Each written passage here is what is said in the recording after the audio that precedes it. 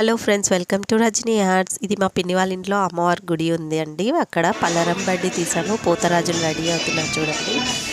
So పల్లరం బండి ఎంతో almost అంతా రెడీ అయిపోయింది. మేమందరం కలిసి పొడిబియ్యం కోసము అమ్మవారికి చాలా గ్రాండ్గా